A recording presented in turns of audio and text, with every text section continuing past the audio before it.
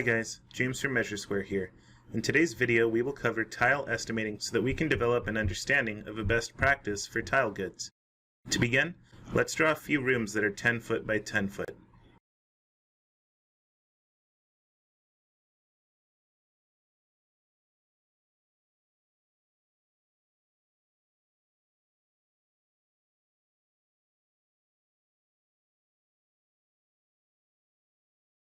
Next, we will drag and drop some 12-inch by 12-inch tiles into the rooms.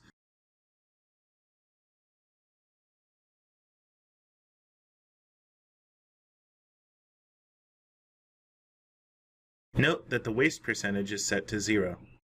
We can see that the usage quantity is listed as 98.06 square feet. Please note, this is not an error or miscalculation, as a default currently, MeasureSquare uses a default grout width of 1/8 of an inch. This will cause a small difference in how much area the tile is said to cover.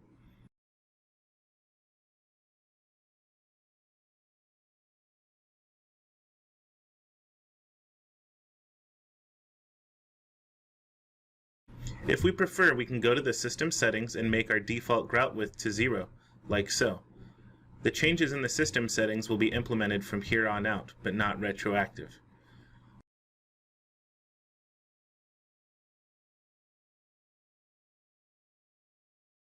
We can also click on the tiling menu for an item and select View Modify.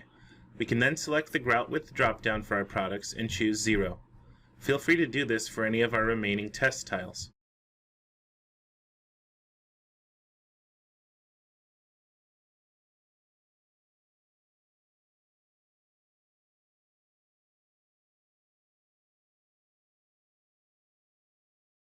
Now we will see that our square footage is showing as 100.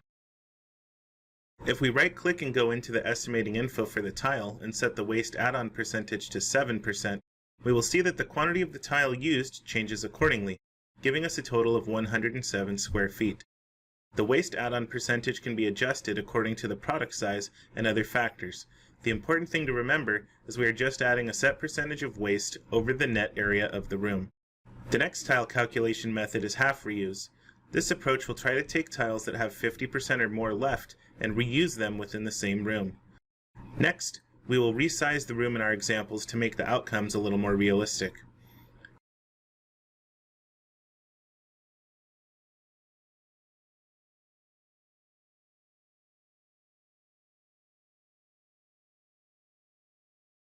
Note, it'll be helpful to go to the Options menu and make sure Tile Cut is selected so we can see which pieces are being reused in a room.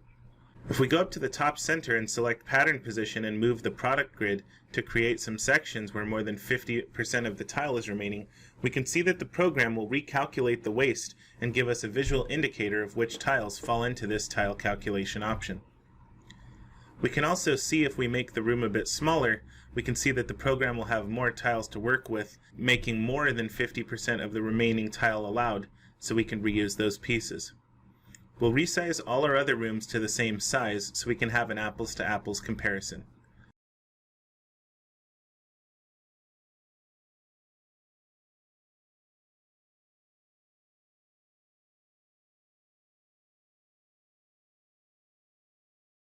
Our next tile calculation method is the cut and fit approach. This takes every available piece of tile and tries to do a perfect cut and fit approach per room. We can see that the program will display the tile cuts just outside the room with a checkered look, which will correspond to the checkered look smaller pieces of tile within the room, showing the cut and fit relationship. We'll add in some doors to make the test rooms even more realistic.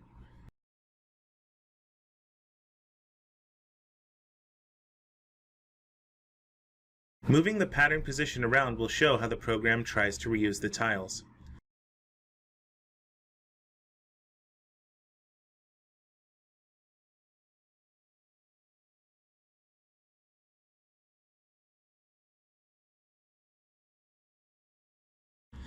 Our last tile calculation method is the no reuse option. This approach takes the remnant of a tile and assumes it is waste regardless of how much remains to be used, even say 75% of a tile. We can see that this approach results in a larger waste on the given product. If we'd like, we can go back in now and add our grout width of 1/8 of an inch to see what our tile quantity looks like.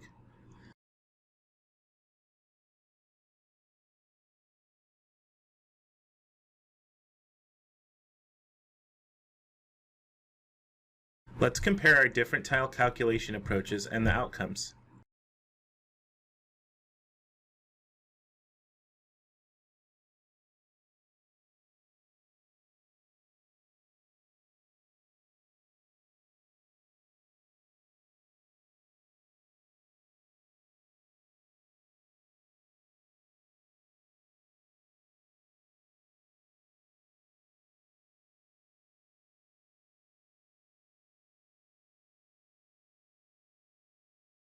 To cover more advanced approaches, we'll copy and paste a half reuse room and a cut and fit room so we can use these estimating styles with an additional percentage on 2 new products.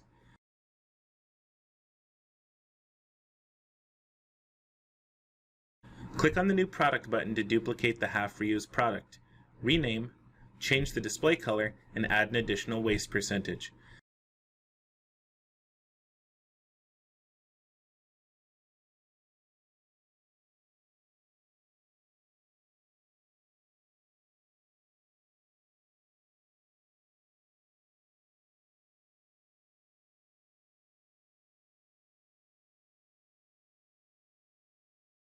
Drag and drop the new product to the copied room to see the difference in quantity. We can do the same duplicate, rename, and add percentage approach for the cut and fit to see the variation here as well.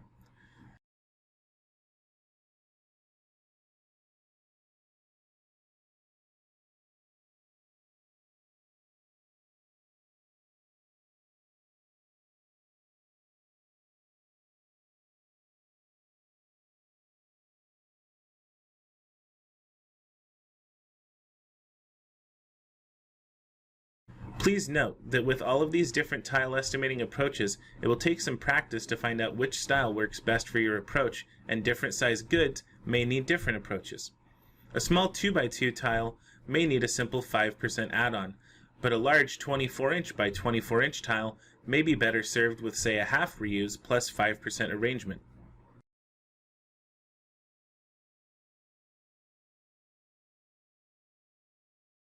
Using these advanced approaches for different size products, we're confident that you can get the numbers you need to get the job. Thanks for watching, and please check out the other special topics videos on MeasureSquare 8.